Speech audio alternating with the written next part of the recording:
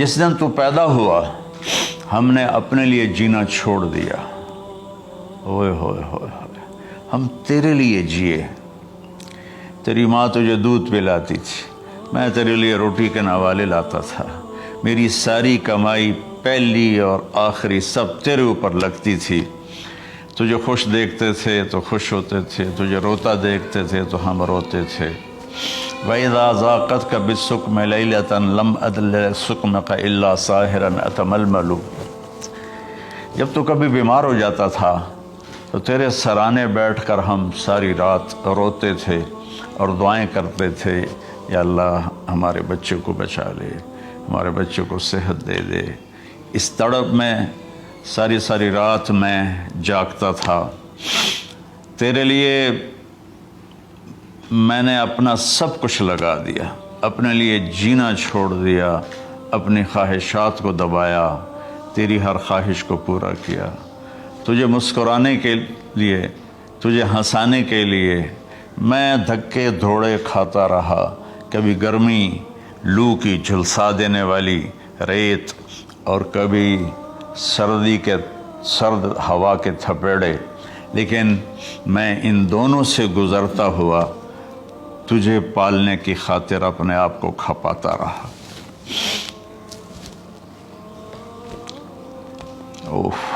فلما بلغت السن والغایۃ التی الیہ مدی ما فیک کنت اؤمل. بیٹا میں نے اپنے ہڈیوں کا رس بھی تیرے اندر ڈال دیا. صرف کمائی نہیں، میں نے اپنے ہڈیوں کا رس تیرے اندر ڈالا. میں نے جو کچھ تھا تیرے اوپر قربان کیا. تجھے مسکراتا دیکھ کر میں اپنے غم بھولتا تھا، تجھے ہنستا دیکھ کر مجھے دکھ بھول جاتے تھے. اور پھر آہستہ آہستہ آہستہ میری ہڈیوں کا گودا، میری کمائی تیرے اندر گئی اور تو ایک خوبصورت درخت کی طرح بڑھتا چلا گیا، بڑھتا چلا گیا، بڑھتا چلا گیا، بڑھتا چلا گیا. اور میری بڑھاپے نے کمر جھکا دی اور میں جھکتا چلا گیا، جھکتا چلا گیا. میرا خیال تھا کہ جیسے میں اس کی انگلی پکڑ کے چلتا تھا، اب میری باری ہے، یہ میری انگلی پکڑ کے چلے گا. جیسے میں اسے سینے سے لگاتا تھا، پیار کرتا تھا، جھولے جھلاتا تھا، باغ میں لے جاتا تھا. یہ ساری اس کی تعبیرات کے اندر داخل ہیں، الفاظ میں نہیں ہیں. تو مجھے خیال آتا تھا جب میں بوڑھا ہو جاؤں گا نا تو میرا بیٹا بھی مجھے ایسے ہی لے کے پھرے گا، میرا بیٹا بھی میری سنے گا. یہ 100 دفعہ پوچھتا تھا یہ کیا ہے، اور میں ہر دفعہ جواب دیتا تھا یہ ہے. تو اب میں بوڑھاپے میں اس سے بات کروں گا، یہ میری بات سنے گا. میں اس کو نوالے کھلاتا تھا، یہ مجھے روٹی کھلائے گا. میں اس کا انگلی پکڑ کے چلتا تھا، یہ میرا ہاتھ پکڑ کے چلے گا. میری کمر بڑھاپے نے جھکا دی اور میں ایک خشک پیڑ کی طرح ہو گیا، اور جوانی نے تیری کمر کو سیدھا کیا اور تو ایک تر و تازہ درخت بن گیا.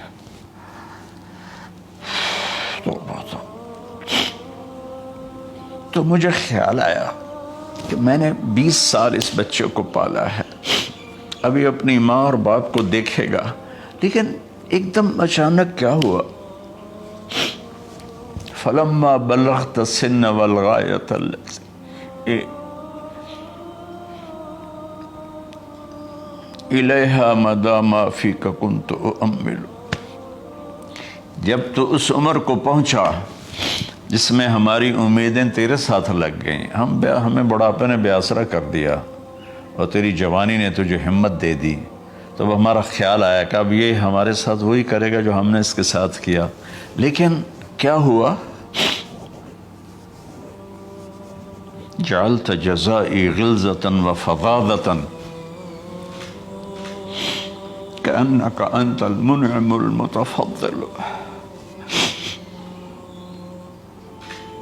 تو اتنا بدتمیز ہوا، تیری زبان چھری بن گئی، تیرا رویہ زہر بن گیا، اور میری ساری زندگی کی محنت کا بدلہ تو نے مجھے نافرمانی سے دیا، بد اخلاقی سے دیا، بدتمیزی سے دیا۔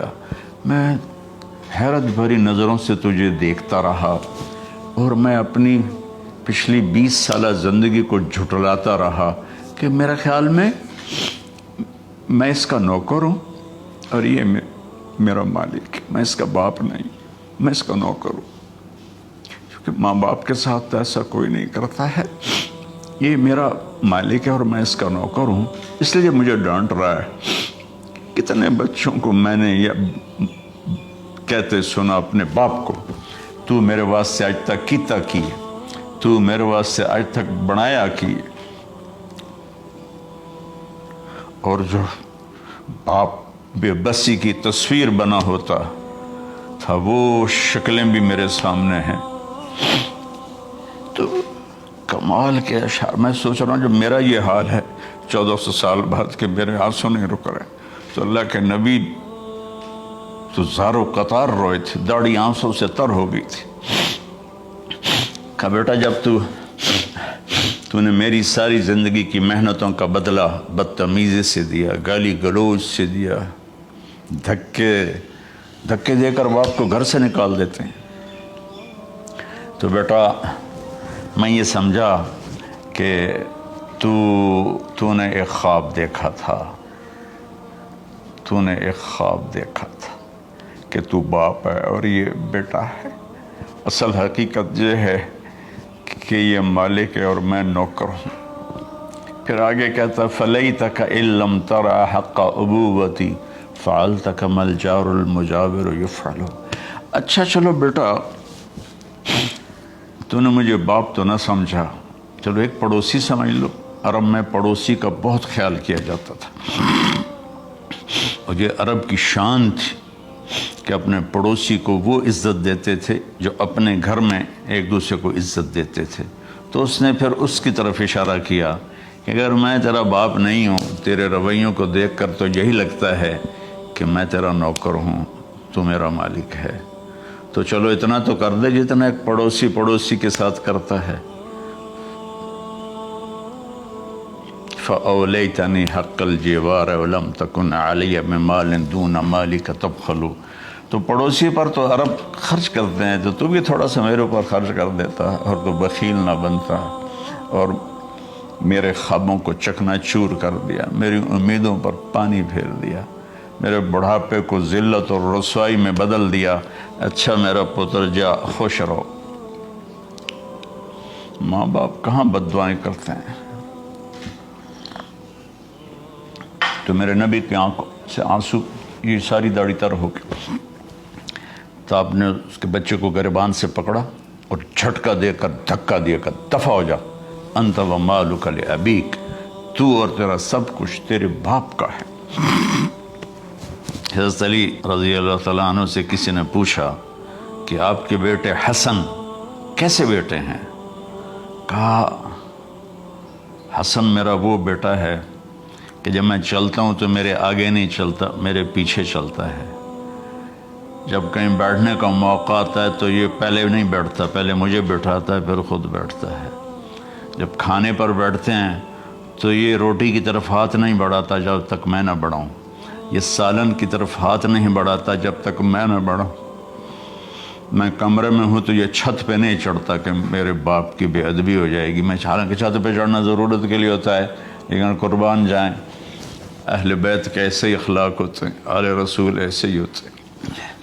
میرے عزیزوں نوجوانوں سے کہہ رہا ہوں جن کے والدین زندہ ہیں، ہم تو محروم ہو گئے، وہ قبروں میں چلے گئے، لیکن میں اتنا مصروف رہتا ہوں۔